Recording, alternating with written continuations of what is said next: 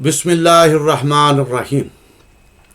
अस्सलामुअलैकुम नाज़रीन, जैसा कि आपने 3 वीडियोस को मुलाहिज़ा किया, हमने उन 3 वीडियोस में उस चीज़ को पेश किया जिसकी बुनियाद पर कुछ अफराद ने बरमूडा ट्रायंगल को इमाम महदी अलैहिस्सलाम का मस्कन करार दिया, और वह वाक़या शेख ज़ैनुल-दीन अली बिन फ़ाज़ल माज़ंदरानी का वाक़या था जो हमने मुकम्मल आपके सामने पेश किया। आज की इस वीडियो के अंदर हम आपके सामने बरमूडा ट्रायंगल के अंदर जो हादसात पेश आए वो हादसात आपके सामने पेश करेंगे। इन हादसात को पेश करने का मकसद ये है कि हम दोनों तरफ को देखें, एक शेख ज़ैनुल-दीन अली बिन फ़ाज़ल माज़ंदरानी का वाक़या और एक तरफ बरमूडा ट्रायंगल को, कि आखिर वो हादसात कितने हैं जो इस बरमूडा ट्रायंगल के अंदर पेश आए और कितने लोग जो हैं बरमूडा ट्रायंगल के अंदर गायब हुए। आज की इस वीडियो के अंदर एक मशहूर, जो तारीख़ में बहुत मशहूर वाक़या है, जिसको फ़्लाइट 19 के नाम से लोग जानते हैं, और इसकी बहुत सी वीडियोस भी आपको मिल सकती हैं। तारीख़ के अंदर ये बहुत मशहूर वाक़या है। ये वाक़या 5 दिसंबर 1945 को पेश आया।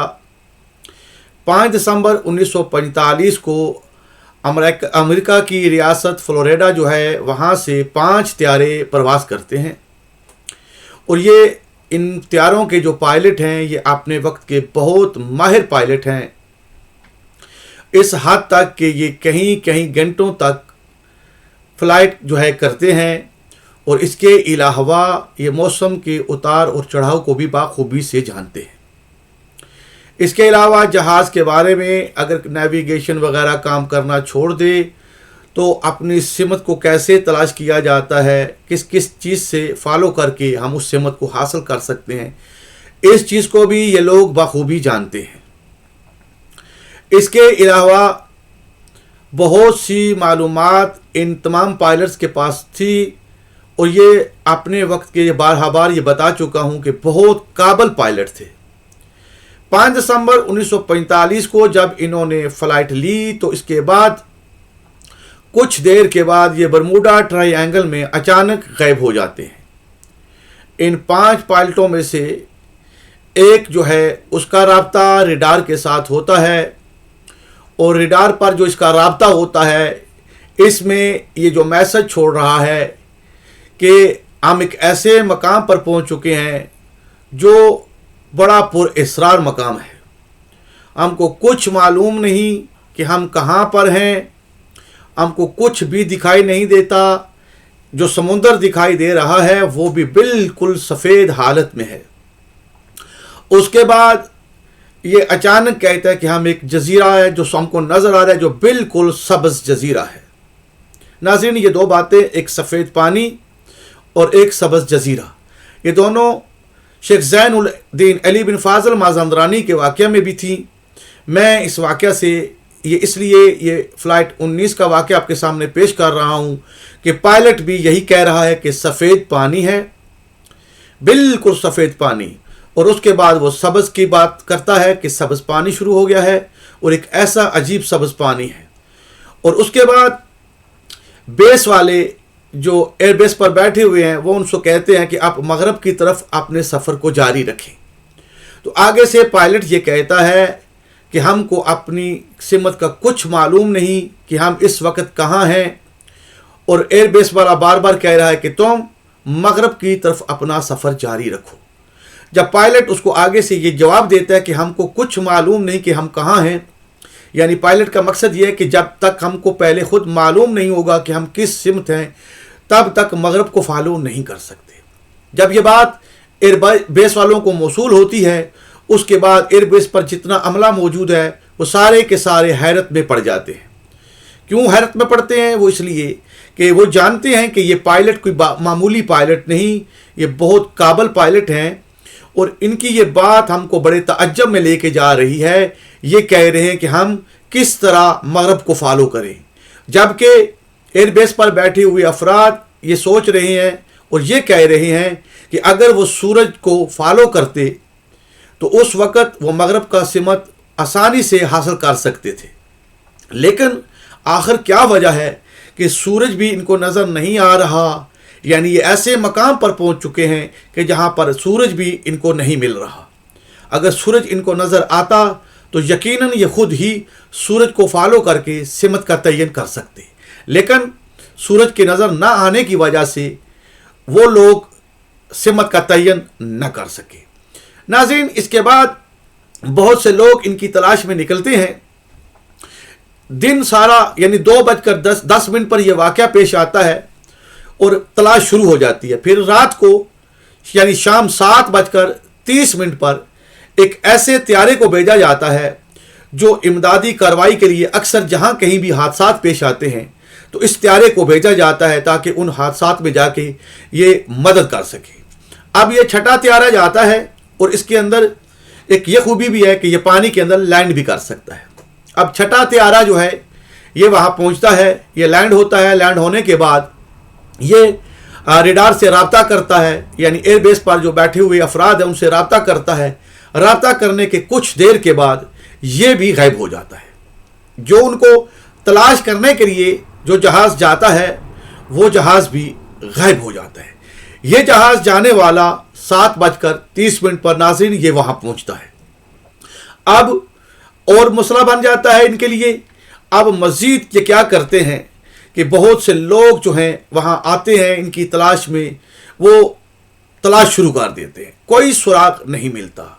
अब जो 2:10 पर पहले 5 जहाज़ जो हैं गायब होते हैं उनमें से एक जहाज़ के पायलट का रेडार वालों को एक मैसेज मिलता है नाजरीन। और वो मैसेज क्या है? मैसेज ये है, वो रेडार से कह रहा है FT। नाजरीन, जब रेडार वाले इस मैसेज को सुनते हैं तो वो फ़ौरन समझ आते हैं कि ये जो कोड है ये तो फ़्लाइट 19 का कोड है, लेकिन ये कोड जो हम तक पहुंचा रहा है आखिर ये शख्स किस मकाम पर है। बाकी किसी त्यारे का कोई मैसेज, कोई राब्ता नहीं हो रहा, और अगर ये शख्स राब्ता कर रहा है तो किस मकाम से कर रहा है, क्योंकि हमारे अफवाज जो वहाँ पहुँची हुई हैं, जो इनको तलाश कर रही हैं, वो तो चप्पा चप्पा उन्होंने छान लिया है, किसी मकाम पर कुछ भी नहीं मिला। तो आखिर ये कहाँ से मैसेज मौसूल हो रहा है? अब इनकी उलझन और इनकी परेशानी बढ़ जाती है।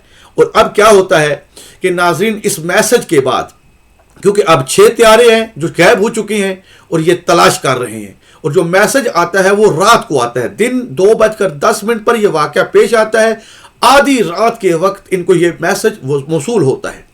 अब ये सोच रहे हैं कि आखिर वो किस मकाम पर है ये मैसेज देने वाला। अगर जहाज़ तबाह हो गया है तो ये मैसेज कैसे दे रहा है, और अगर जहाज़ ठीक है तो इतने लोग इनको ढूंढ रहे हैं, वो ना वो जहाज़ मिला है ना कुछ, तो आखिर ये मैसेज कैसे हम तक पहुंच रहा है।